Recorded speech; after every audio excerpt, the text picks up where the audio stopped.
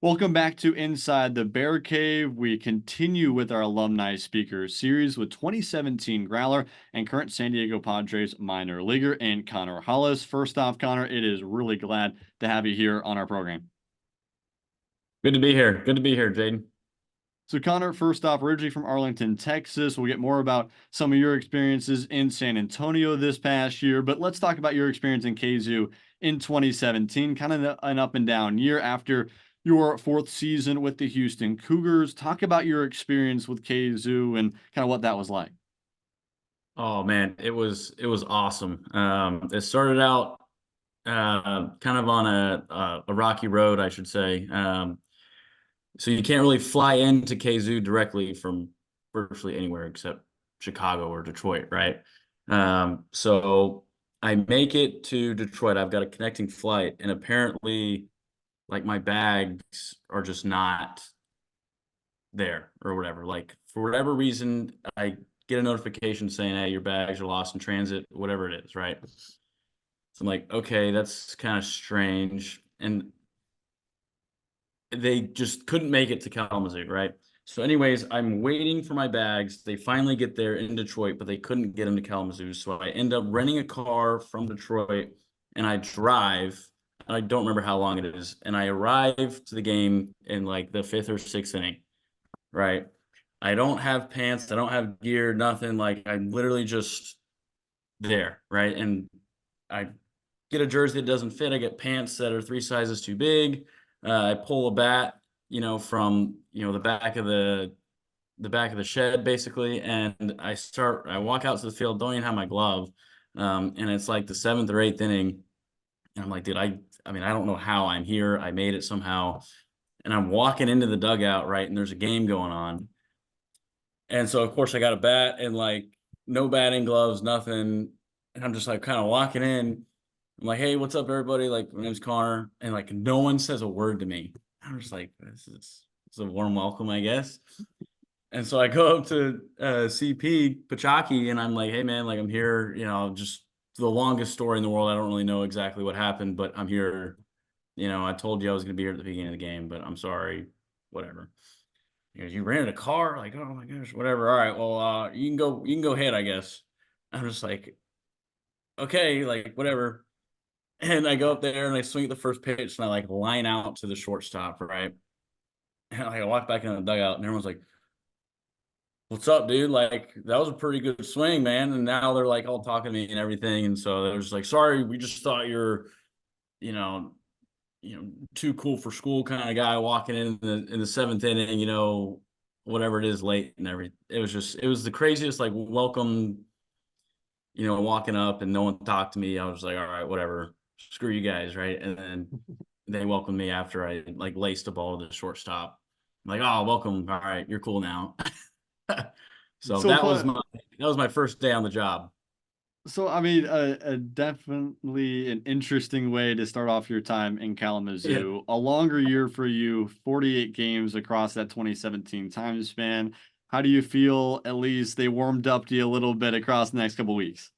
Oh, dude, I will tell you that it changed my life and my career. That summer was probably the best summer of my life, because the team, the coaching staff, the front office, all the way around, the host family, absolutely incredible. I stayed with the Shores. I mean, they could not have treated me more like their own son. Like it was awesome, right? Like they cooked me lunch, whatever. It was probably the best summer of my life. Changed my life. It was the best I've ever played. Um, I think that was one of the first years that I don't know. I think Game of Thrones had actually come out before that, but I mean, we had like five or six guys. We went over to host family's house, and they had like a theater room, and every Sunday night, we would go and we'd watch Game of Thrones, like six or seven of us, and we make a night of it, and then sit out by the campfire. Dude, it was incredible. Like, could not have asked for a better summer. So on the baseball side of things, first full season, that long of a stretch, you go combine 110 games from spring to summer of that year. How do you feel prepared you to what you're going to experience a couple years down the road inside the minor leagues? Dude, Honestly, I think that's why I loved it so much. So I had always, put an emphasis on school and everything else. And going through a college season, you got to focus on class and everything else. And you're just doing everything. You're moving a million miles an hour and da da da da da da, da, right? And so I would always do better on the baseball field whenever, I would just finish finals, and finally, okay, we got like 2 weeks left of the regular season, and you can just go out and play baseball. You don't got to worry about anything else, right? And so then this was my first summer ball opportunity, I should say. I was hurt previous years, or I just needed to put on more weight, whatever it was, right? But you know what? I was like, hey, I'm healthy. I'm going to go play some more baseball, right? And so that's why, I went up here to the Northwoods League because I heard, hey, you play virtually every single day. You got long bus rides. It's not for the faint of heart. And I was like, okay, well, I mean, it sounds like my cup of tea right there. Like, I love just focusing on baseball. I don't want to think about anything else. I just want to go play ball, right? So I went up there and they weren't lying, man. I mean, you got 8-hour bus rides, especially on when you're in Kalamazoo. I mean, you got Battle Creek. What is it, 45 minutes, maybe? Mm-hmm. I don't know how far Battle Creek is from Kalamazoo, but it's the closest. And then you got to go to the other side of the lake. And of course, you're going to Madison. That's at least 8 hours, right? And I remember a game. I mean, it's a night game, got done. It's probably 10 o'clock, 11 o'clock before we hit the road. And we have a doubleheader the next day starting at noon. Okay. And we are on the bus leaving Madison at like 10:30. Okay, so like we're looking at our phones. Okay, Google Maps says we're getting in at 7 o'clock in the morning. We got a double header at noon. Like, what is this, right? So of course we're pulling into, and you're in a bus, so you might as well add an hour, right? So we're pulling into Kalamazoo at probably 8 or 9 o'clock in the morning, and the sun is like, it's not rising, the sun is up, right? And we got a game in a couple hours, right? Probably just there was no swings beforehand, no ground balls. You just kind of showed up at game time and said, "Hey, you got two today. You better strap them up because you can sleep tomorrow, right?" And that was at that point, I was like, you know what, this is what they're talking about, right? This is where you really gotta love baseball, in order to be good at it, right? Like if you hate baseball, you're not going to play well. So it's like if you hate your job and you got 3 hours of sleep, you're probably not going to perform very well, right? But by God, if you love your job, it doesn't really matter how many hours of sleep you have. You're going to go out there and you're going to try your best, and you're going to, I don't know. It's crazy, right? I don't even know what I did that game, but I remember that's when I realized that I still loved baseball. Like I loved it with all of my heart. And that right there was like, okay, this is just a reminder for me that I'm going to see it out to the end, right? Like if I can do this, I can do anything, right? If I can go out and play baseball on 3 hours of sleep, I can do just about anything, right? So that right there, I believe, catapulted me into, okay, this is what I really want to do. I'm not worried about anything else. I'm not worried about school. I'm not worried about a girlfriend. I got to worry about a 95-mile-an-hour fastball being thrown at my head and whether or not I should swing at it or get out of the way. So that right there prepared me for minor league baseball, okay, which you do play every single day, except it's for 140 games as opposed to how many games have we played? 70, you said? 50? 72. 72. 72.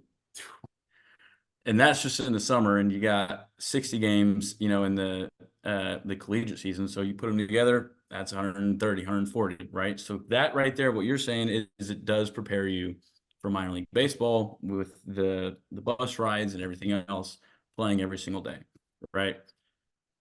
That right there, if you can do that, if you can hit in that league, if you can play in that league every single day, you're going to be ready for minor league baseball. And that is why the Northwoods League, in my opinion, is like that. It is the weeding out process. It's like it's calculus, right? Calculus is there to weed out people that don't want to do math. Mhm. If you don't like calculus, you probably shouldn't be an accounting major, or a math major, or whatever it is, or a physics major, or engineering, right? If you don't want to do it, go do English, or go do something else, right? And that's fine. That's what the Northwoods League is in the baseball industry. It's like, if you love it, go do baseball. So that's, to answer your question, yes, it does prepare you for minor league baseball. So you mentioned all the things that come with summer ball, all the things that come with even minor league ball as well, from the long bus rides, some of the crazy stories that you mentioned. I want to talk a little about some of the fun, different kind of artsy types things that have been put into the game, especially in summer ball, and some of the fun jerseys that you guys gotta wear. Talk about the corn dogs a little bit. As a jersey you guys gotta wear that season. Got to see, kind of the different fun little things that were added on that year as well. Talk about some fun promos that you guys were kind of having to be more involved in, with it being a summer ball type atmosphere. Yeah, I'll say the corn dogs were definitely it. I mean, we're wearing yellow pants and red socks. I mean, I don't even think the pants had a belt loop. I mean, it was just like the elastic, drawstring looking thing that you wore when you're like 5 years old in Little League, right? And then just the corn dogs jersey with corn dog hat. Okay, I think I still got that jersey somewhere at home, back in Arlington. But man, it's like, when you're wearing these kinds of jerseys, it's just like, wow, I'm wearing a corn dogs jersey and yellow pants. You're really not worried about the game. You're just like, okay, I don't know. It's just a weird feeling whenever you're wearing these different jerseys and everything. It just kind of takes some stress off of you. And it feels like you're just out in the backyard, playing a game in front of some people.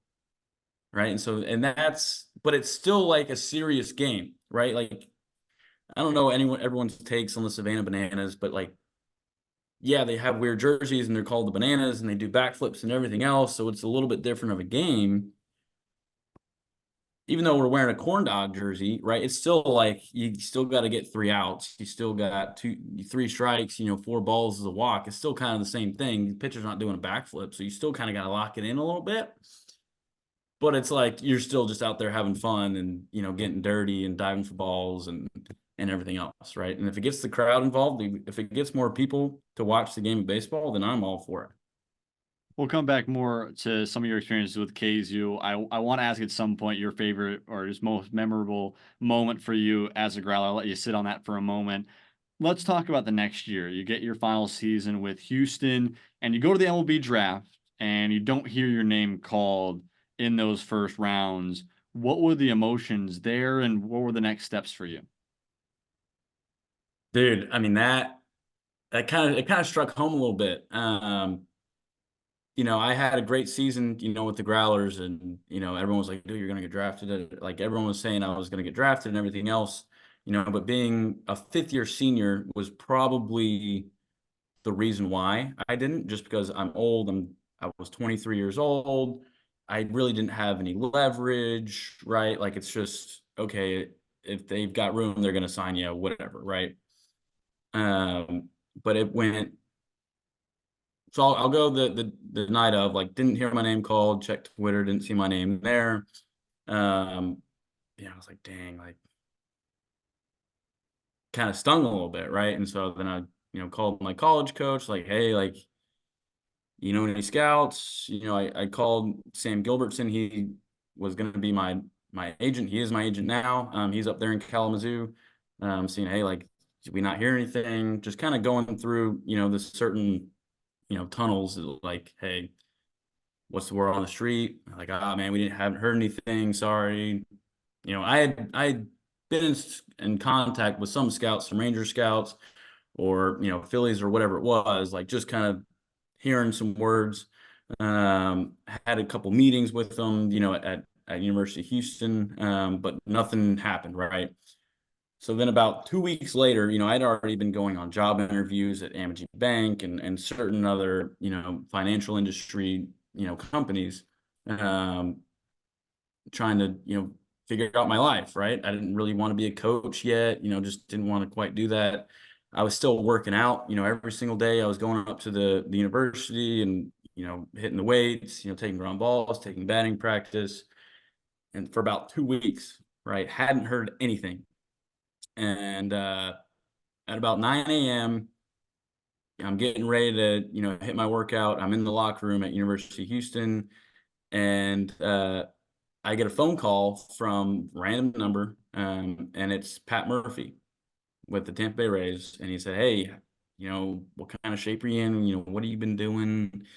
Just kind of feeling me out, seeing, what I've been up to." I was like, "Oh, I've been working out every day, hitting whatever. I've gone on a couple job interviews, like just kind of scrambling around a little bit." And he goes, "Oh, what are you doing tomorrow?"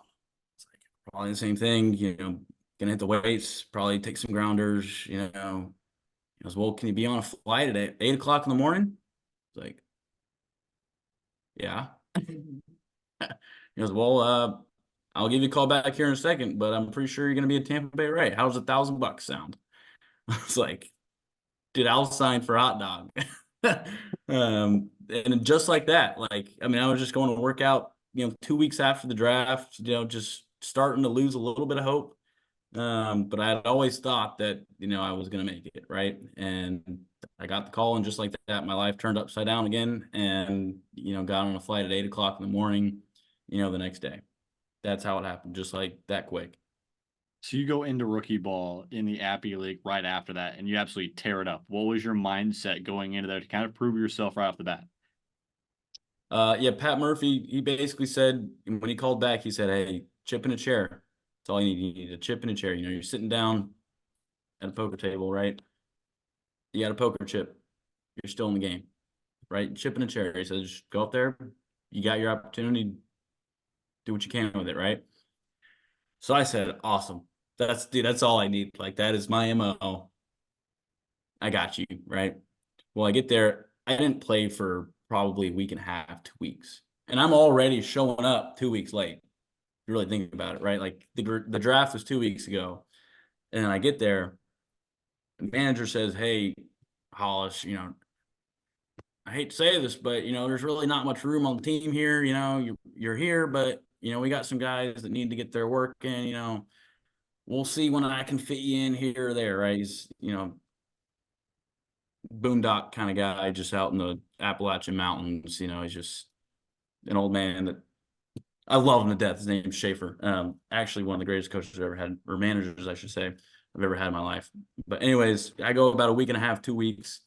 We have a rain out, and we have a doubleheader the following day, and I'm facing this like 17-year-old Brazilian phenom guy with a dirty splitter or whatever, right? And I get out, twice off of him, whatever, and I'm 24 years old, 23 years old, facing a 17-year-old. I was like, what is going on here, right? And then I end up facing one of my college teammates, Joey Polito, like my third at bat of this game. And like I smoke a ball, to right field that almost goes over the fence, but the guy in right field makes an acrobatic catch, whatever. I don't think I'd ever hit a ball that far to the opposite field before. I kind of surprised myself. And then I made a couple plays in the field, and that was my first game, right? And I didn't play again for like 4 or 5 days. But that was like I knew that I could do it after having good at bats. I didn't quite get a hit or anything like that, but I was there making plays, just showed that I kind of belong there. And then I played about 5 days later, and I just go off and get a couple hits. And then from then on out, like I kind of started raking a little bit. And with about a month left in the season, it's August hits, right? And the manager, Schaefer, comes up to me and he says, "Hey, Hollis, like I know you've had probably about 40 games here, but you've got a chance at winning a batting title, you know, if you play, every day from here on out. Can you do that?" I was like, "Yeah, I mean, I love playing every single day. I mean, that's when I start doing my best." He goes, "Well, have you ever chased down a batting title before?" I was like, "Yeah, I won one last year, the Northwoods League." He goes, "What?" I was like, "Yeah, man, I played every single day, like just absolutely loved it." He goes, "Oh, what'd you hit?" I was like, "I think like 375 or something. He goes, holy smokes. All right, well, can you hit 365? I was like, yeah. He goes, all right. I'm gonna say this part here. Could be a little. So I had Wander Franco on my team, Mm, okay, and we called him the franchise. mm. And he goes, can you beat franchise? I said, I would love to beat franchise, right? Of course, franchise Franco is 18 years old. I'm 23. I don't really care about age, dude. I just want to beat the guy, right? So I end up, playing every single day from there on out to qualify for the number of at bats because I hadn't played for basically the first 4 weeks, right? So I end up qualifying. I hit, I think, 364. Um, so I won my second batting title in 2 years, first professional one, obviously. But if I hadn't gone to the Northwoods League, man, who knows what I would have done if I would have just folded, whatever it was. But you know what? I had the chip in the chair. Okay. I had been in that situation before, thanks to the Growlers, and I did it, and I beat franchise. So So, that and was how so, that first year went. yeah, I mean, a fun way to start it off and get you introduced to true organized baseball and in that kind of realm. Let's go through a couple other pieces here. 2020 happens, of course, and everything shuts down from the minor leagues. What was your workout process throughout that time to get yourself back fit, ready to go coming 2021? So I was living with uh, a couple of ball players. One was still at U of H. One had just been drafted. And we were renting a house down here in Houston, and we built a garage weight room. We went on Craigslist and we found, a rack of weights. We borrowed some weights from the university, and we built our own like deadlifting platform, spray painted it and stuff. Like had the rubber and the wood and everything else, and we basically lifted for a couple hours a day. We hit wiffle balls, um, and we went to the batting cage at the university, even though we probably weren't supposed to. I mean, it was just us. There wasn't really anybody else in there, so we weren't putting anybody in danger. And that's basically all we did was lift in our garage. We hit some wiffle balls, and we, every once in a while we'd go and hit in the cage at the university. So that was 2020. To go through Really, a I mean, couple. I also finished my master's degree in 2020. Hmm. What was that experience like? Also having you mentioned sometimes you didn't always feel you could play your best when you were also dealing with the other pieces of life and school and everything. What was that process like wanting to go back and getting your master's done? I figured, instead of just sitting at home and doing nothing, I might as well be productive with my life, just because I'm not getting any younger. And so I figured the best time to do it was probably when the world was shut down, instead of having to worry about it now. Because if I hadn't gotten it done, it would probably still be in the back of my head somewhere, compartmentalized, but it would still be back there thinking, oh, when am I ever going to finish this? Or, oh man, like, should I start it now? Like, when should I would just be thinking about it a little bit. And I just wanted to clear my head. Now I got it. Don't have to worry about it. Don't have to think about it. It's there if I need it, but I don't even want to think about it. So So that's getting it why I got it. done. Yeah. Yeah. So to the next step of your career, you stay a couple of seasons, you move in between high A and double A with the Tampa Bay Rays. And then in 2021, you end up getting released in early April, but picked up right away by the San Diego Padres right after that. What was that experience like for you? What went into that spot to, kind of change up your life a little bit and go to a whole new organization? Yeah. Yeah. They got released probably, I think it was the last day of spring training. In fact, I didn't even drive to the complex that day. I rode with one of my buddies. We were carpooled. We switched off driving. Um, and I'll give some insight here to whoever's watching this. So whenever they release players, some players, throw fits, they throw bats. they steal things, whatever, right? Like, it's just the same thing like when you get fired at your job, like you never really know what the person's going to do, right? So when they release players on the last day or whenever they make cuts, they make a couple cuts throughout all of spring training, is they'll basically lock all of the side doors, right? All the gates, everything. So you have to go through one entrance, right?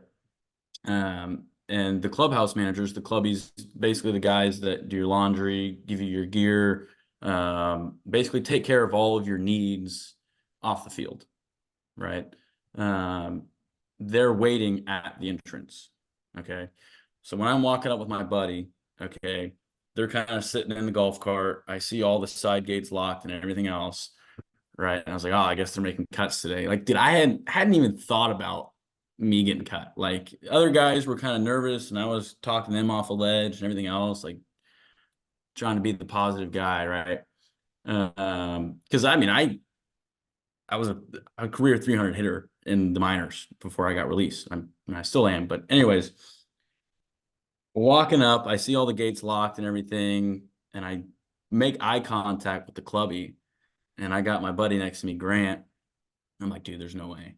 There's no way. This guy, he's looking at me. Dude, there's no chance I'm getting released. And he just like, we make eye, I mean, it's probably 15 seconds worth of eye contact, me walking up the sidewalk. I was like, dude, I can't believe this. So he's like, hey man, like they got to see you upstairs. I'm like, dude, there's no way. So I don't even get to go into the clubhouse at all. They take me upstairs to the offices and everything. They sit me down and say, hey, like we got to let you go. It's a numbers game. But here's your championship ring from last year, right? We won a championship in Bowling Green. But here you go. I was like, are you serious?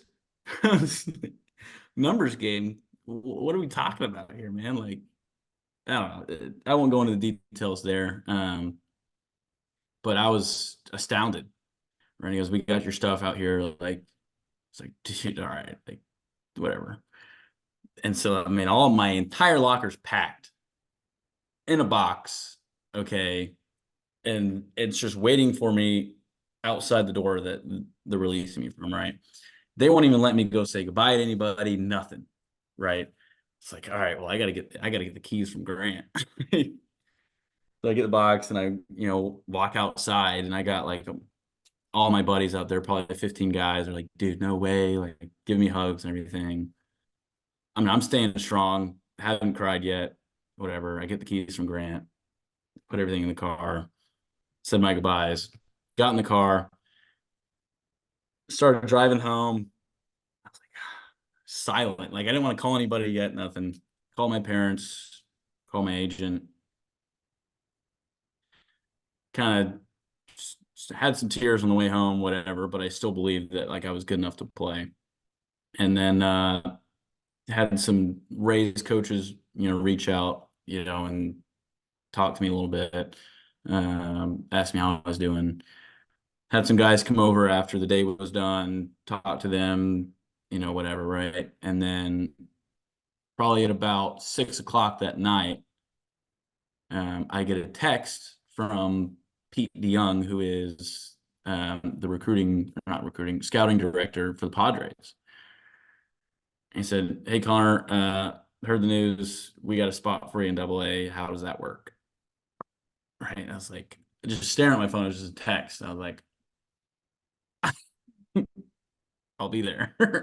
Right. Like, just completely out of the blue, same day. So, I mean, I was down in the dumps for probably about 6 hours. Um, but I mean, that was from the worst day of my life to the best day of my life in about 6 hours. Definitely was a lot better than waiting 2 weeks to hear from somebody. But that right there, it was just kind of like I don't know. I don't really want to say it was a wake up call because, I don't think, in my opinion, I played terribly leading up to that, but it was definitely like, I mean, what a cutthroat business this is, right? It's just, I'm not salty because of it. I mean, that's just kind of how baseball is, but it's kind of like that in the real world too. Like, if you're not, living up to the expectations, they're gonna cut you. It's a business decision, right? Baseball is a business. They're not playing favorites. They're playing guys that are good, right? If you can't make us money, you're gone. Sorry. So You that speak was of that those day. you speak of those expectations, right? And you speak once again, another time you have to prove yourself a little bit to maybe some people that didn't think you were the guy coming in that can show out and be a legitimate piece in that organization. You go to San Diego, you go to San Antonio specifically right after that. Double A, you get it moved up to Triple A, and throughout that whole time, you have more RBIs than you've ever had in your single career. One of the best batting average you've ever had in your own career. Arguably your best season your entire career since high school. Yeah. Dude, it was awesome. I started out a little slow. I was hitting probably about a buck 70 for the first month of April, I'd say. I don't know if it was the entire month, but it felt like ages, right? Um, and then I can't remember who it was that said this to me. But it might have been my dad. I'm going to go with my dad. He said, "Hey, stop trying to prove people wrong and play to prove people right." Okay. And I really had to think about that. I was like, okay, prove people wrong, prove people right. So instead of me trying to prove the Rays wrong, I decided to play to prove the Padres right. And it just kind of like flipped my mindset. It's like, okay, I'm going to play for all the people that do believe in me rather than play for the people, like stick it to the people that don't believe in me. Right. Like that's a salty way of saying, oh, like I'm going to show you up instead of, hey, these people are invested in me. I'm going to prove them right. And that right there just kind of flipped my perspective a little bit. And it just took some weight off my shoulders. And I just went out there and played baseball. And whenever I do that, I seem to play the best because that's what I did in Kalamazoo. That's what I did in Princeton. I just went out there, dude, and I just played baseball. Like you can ask me, dude, what did you do different that year? Was it your stance? Did you try and drive the ball more? Like, what did you do differently? It's like, I just went out there and I just played ball, man. Like, I didn't try and do anything that I couldn't do. I just tried to be me and I just went out there and played the game that I loved and tried to praise God with it, who had given me this body and this mind to understand that I don't have to try and be anybody else. I can just be me. So another year between Double A and Triple A this past season, and talk about this past year, and you're getting back near to spring training time in about a week. What is your expectation for this next year? What's your hope for the future as a part of the Padres organization, and your rise hopefully up to the major leagues one day? Yeah, man, I'm going to play this game for as long as I can. For as long as I can, right? And I'm going to play it how I should play it. And that is just going out there and playing it like you love it. I'm going to go out there and play baseball like I love it, right? I'm not going to go out there and play it, to, for the glory and right. No, I'm going to go out there and I'm going to play baseball because I love it, right? I love helping out my teammates. I love seeing them do well. I love playing well, right? If I play bad, baseball's not fun. When you play bad, it's not fun. Don't kid yourself. It's just like if you go and you're trying to do spreadsheets and you don't know how to do the spreadsheet or it doesn't add up correctly, right? And you're trying to do a balance sheet and it doesn't come down to zero, that's not very fun, right? So if I'm going out there and playing baseball and I'm not good at it, it's not very fun, right? So I'm going to figure out a way to be good at baseball because I want to have fun playing baseball because I love it, right? And that is the challenge, and that is why I love baseball is because it's not easy, right? And I want to help people understand that, and I want to do it next to them. I don't want to do it as a coach. I want to do it as a player. I want to help other players as a player, okay? Because it's different coming from a player than it is coming from a coach, right? Because we're trying to get to the same place, right? You're my competition, but I'm still going to help you because I might learn something trying to teach you, and it might help me. I'm not going to help you to help me. I'm going to help you because I want to help you, right? And you're going to make this team better by being good, right?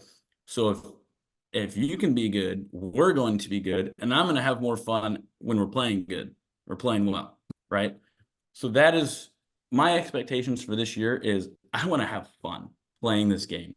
Okay, that doesn't mean I'm not going to try hard or anything else. No, I'm going to try hard. I'm going to play well. I'm going to help others play well. Okay, and we're going to win some baseball games because that's fun, right? Showing passion and energy and being motivated and having a chip on your shoulder is fun. That, I mean, that's fun to me.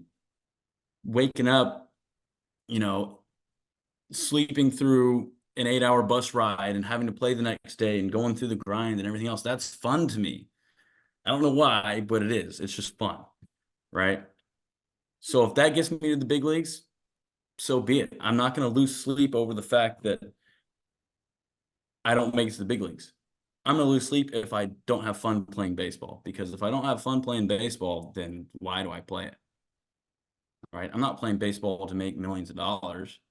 No, I'm playing baseball because when I was 5 years old, I realized that this is the coolest thing on the planet to me. And I had so much fun playing when I was little that no one could keep me from playing baseball. I was just going to do it as much as I could. Right. So I'm going to keep doing that as much as I can, and I'm going to have fun doing it. And if that leads me to the big leagues, thank God. Right. If I don't get to the big leagues, maybe God has other plans for me. Right. But I'm going to do everything in my power to get there because it's fun. So, final question for you. I know I've taken a lot of your time, and I really appreciate your time here today. I've given you some time to think about it a little bit and maybe marinate on it. Is there a specific memory that connects with you or is your favorite from your time in Kalamazoo? Um, Let me think. I mean, there are a combination of things from, the bus rides to watching the Game of Thrones with everybody, the campfires that we had, um, obviously playing at, the Mallard's place was pretty cool. But I would say, dude, it's just, I don't know what it was about Kalamazoo, but just waking up every single day and knowing that all I had to do was go play baseball and it is 75 degrees outside. I mean, there was nothing else I would rather do than show up to that field, okay, play ping pong in the clubhouse, okay, walk out to the field, play spike ball in right field at 3 o'clock in the afternoon with my shirt off and a couple other guys just enjoying the sunshine, okay, was just absolutely incredible. Okay. But if I had to choose what my best memory it was, I think we were in what's the it's like the Wisconsin Dells or something. What's the Wisconsin Rapids or it's like Wausau? the water park thing. Oh, yeah, the Wisconsin Dells. Yeah, right. It's like a hotel Mhm. water park. I'm not sure if that was when we were playing the Woodchucks. It was somewhere in Wisconsin. I don't know exactly what team it was, right? But we stayed kind of at the Dells thing. Um, and so it was like a very I don't want to say old. It was like wooden, it was just a very antique type hotel, and it had like a water slide in it, whatever. Um, so of course we went water sliding and everything, and then I think we had one off day there. It was really fun. Um, Anyways, like that night, we had one guy who knew how to play the piano, just crazy. No one knew this guy had a secret talent of playing the piano. He did. We were all just kind of surrounding him. He was playing the piano. It was awesome. And then we all went into a room, and it's not called sardines. It might be called cockroaches or roaches. It's called roaches. Okay. So basically, you're in a hotel room. Okay. And you turn all the lights off. Okay. So we probably have 10 or 15 guys in this one hotel room. There's Okay. barely any room. Right. Yeah. We're all just kind of in the same room. Right. And I think we might have had like an adjoining room, so it's 2 rooms, but like 15 guys in there, Mm. right? And roaches is where you have all the lights off, and whoever's it, right, is playing music from their phone. Okay, so it's pitch black in this room. Okay, pitch black. We even put like a towel that covers the crack of the door. Okay, so there's no light coming in there. Okay, you couldn't see the hand in front of your face. You couldn't. You had no idea where you were in the room other than, oh, this feels like a bed, or oh, that's definitely a wall, right? And the guy who's it has music playing from his phone, like not like super loud, just so you can't hear who's moving around, right? This is chaos. Okay, and you don't have to stay in the same spot. Like the purpose of this game is just not to get tagged. Okay, and you can move. So you got the guy walking around with the phone. So you can, if you're not it, if you're one of the other 14 guys, you can hear where he is, but he has no idea where you are. No idea. He doesn't even know where he is in the own room. Right? So you have 14 guys running across the beds, sitting on top of like the TV stand is in like its own thing, right? Well, you got a guy who's basically like on the ceiling, technically. Mm. You just got guys running all over the place, hitting things. You got, bats falling over, every guys just like running into people or whatever. And if you get tagged, you got to go into the bathroom, right? And there was one time that we were playing this, and like something it was the loudest crash you'd ever heard, right? Just right. And we're like, yo, what is that? So we turn on the lights. This is like maybe 5 seconds into the game. We turn on the lights. Okay. So you got your guy on top of the like the TV stand, like basically there's maybe like a foot between him and the ceiling. Okay. Mm. You got like 3 guys standing on the desk. Okay. And you look over at this bed. Okay. And the bed is like cracked, and like the bed frame snapped. Okay. Mm. Because apparently we had like 8 guys fit in between the mattress and the bed frame. So they basically put the mattress on top of themselves. So they're all just laying on the bed frame. Okay. And the bed frame just cracks. Like it's just the loudest thing. We're like, yeah. And it's just like the bed is like flipped over and it's just a mess. And that was probably one of the best experiences I had playing in the Northwoods League, was the camaraderie with the team, and like everyone's kind of in the same boat. We got nothing else to do but hang out with each other and play baseball, right? So we really didn't have a choice to like each other. It just so happened that we loved each other, right? Like it was absolutely incredible experience for me, and that right there is probably top of the list for me. Well, if I can ask, what was Coach P's reaction, one, and two? Did you guys have to pay for the bed frame? um I don't know. I mean, it wasn't my room, so Yeah. I don't know if it was ever reported. I don't really know. I don't know if Coach P ever heard about that. He might have. I don't know. But we tried to keep it as quiet as we could. Mhm. I don't know if we taped it or what, but I mean that right there was probably, I don't know. I mean, that's just, I couldn't tell you if we ever paid for it or if the hotel ever found out. I have no idea. But that was 6 years ago now. So I'm sure Hopefully, they have a new figured. bed frame. Yeah. If we go up there, I'll try to find the room. Yeah. Yeah. I have no idea. Sounds good. All right. Well, I really appreciate the time. Seriously, this is a great interview talking with you and getting to know your experience a little bit and seeing your time in Kalamazoo. We appreciate your time and good luck this rest of the season. Absolutely. Thank you. I appreciate it. That'll wrap it up for this edition of Inside the Bear Cave with our alumni speakers here this year. You can check those out every other Tuesday on the Growlers YouTube page, as well as player signings every single Thursday. A very talented crew coming to KZoo this season. You want to find out how to watch the Growlers this year? Go get some Zoo Crew tickets. They're available now. Go to growlersbaseball.com to learn more. An opening day right around the corner. Growlers and Rivets, May 27th to start off an incredible 2024 summer.